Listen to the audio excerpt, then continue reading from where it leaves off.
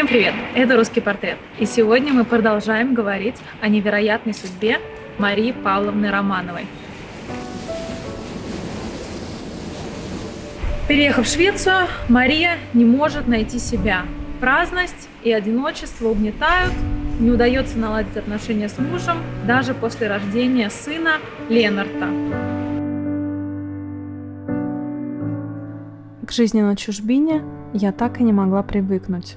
Моя тоска по родине усиливалась. В Швеции было много достойного восхищения. Ее великая цивилизация, дух порядка, высокая организованность. Но я оставалась лишь сторонним наблюдателем и, воздавая должное всему этому совершенству, мыслями стремилась домой, в свою огромную страну.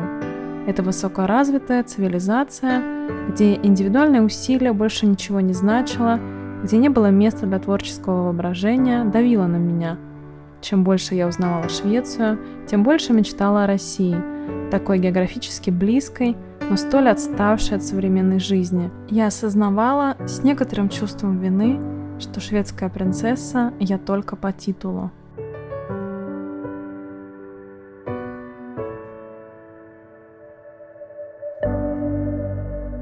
И ей удается получить развод и вернуться в Россию, тогда как ее сын Ленарт остается при шведском дворе. Примерно в это же время ее отцу разрешается вернуться в Россию, потому что его жена получает титул, который ей разрешал вступать в брак с особой царской фамилией. Во втором браке у Павла Александровича появляется 3 детей: Владимир, Ирина и Наталья. То лето Мария Павловна проводит в Царском Селе. Ее отец с новой семьей обживают новый дом, светская жизнь балует мероприятиями, в особенности из-за приезда французского президента Пуанкаре, но в воздухе пахнет катастрофой, пахнет грозой, и она приходит. Начинается Первая мировая война.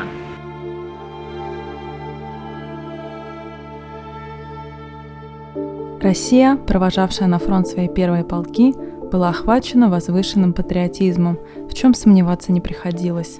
Чувство национальной преданности, национального единения было искренним. Это ощущалось повсюду. Беспорядки на фабриках, которые вспыхнули в начале июля, прекратились, как только была объявлена мобилизация. Политические деятели всех партий записывались в различные военные вспомогательные организации. На моей памяти то был единственный раз, когда русские, отставив в сторону все споры и разногласия, деятельно и энергично сосредоточились на общих задачах. Неопределенность цели, одна из наших национальных характерных черт, в тот момент исчезла. Мария Павловна отправляется на фронт в Германию в качестве медсестры, а позднее станет главной медсестрой Псковского военного госпиталя. Именно этот период своей жизни она потом опишет как самый счастливый. Обстановка за стенами госпиталя накаляется. С растущим влиянием Распутина авторитет царской семьи падает с каждым днем. Александру Федоровну, императрицу, немку по происхождению, обвиняют в желании заключить сепаратный мир. Достается также ее сестре Елизавете Федоровне, которая на тот момент уже много лет занимается благотворительностью в Москве.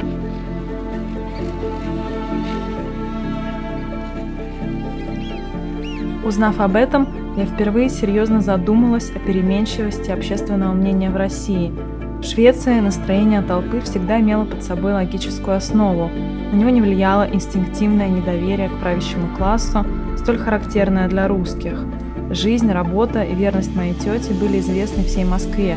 Она много лет прожила в Москве и сделала много хорошего. Все знали ее в лицо. Она много занималась благотворительностью и до последнего времени пользовалась всеобщим уважением и любовью. Но у русских любовь быстро сменяется неприязнью и доверием. Они идут на поводу своего настроения, забывая о своем прежнем, причем противоположном мнении. Они не замечают, что сами себе противоречат, а если все-таки замечают, то легко находят себе оправдание.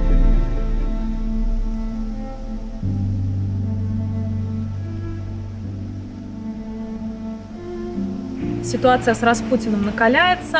В 1916 году уже каждый второй винит его во всех бедах, во всех потерях на фронте. и беспорядках внутри страны. Люди устали от войны, устали от жертв, от потерь, и они хотели найти козла отпущения. Несомненно, также на ситуацию влияла и слепота, упрямство Александры Федоровны, которая в свою очередь влияет на мужа. Дальнейшие события в очередной раз покажут, как сильно не согласны были с методами правления Николая II даже его члены семьи. Его любимый двоюродный брат Дмитрий Павлович, младший брат Марии Павловны, вместе с Феликсом Юсуповым убивает Распутина, за что будет сослан на Персидский фронт. Именно эта ссылка в итоге спасет ему жизнь.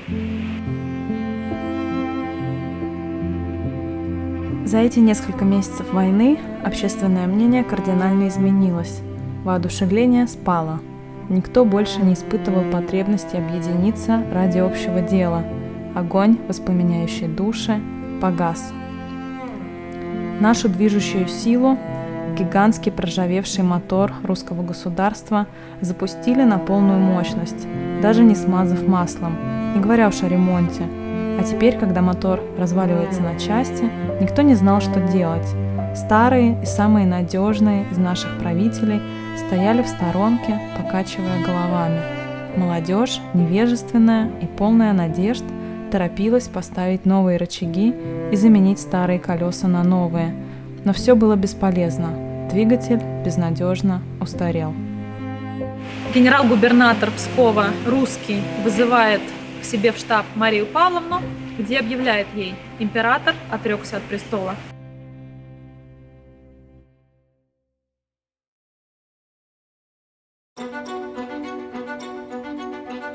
Последний представитель династии, которая правила Россией на протяжении 300 лет, предъявил перепуганным депутатам лист бумаги с напечатанным на машинке текстом. И эта бумага стала его финальным актом, последним изъявлением его самодержавной воли. Мой разум отказывался принимать такую развязку.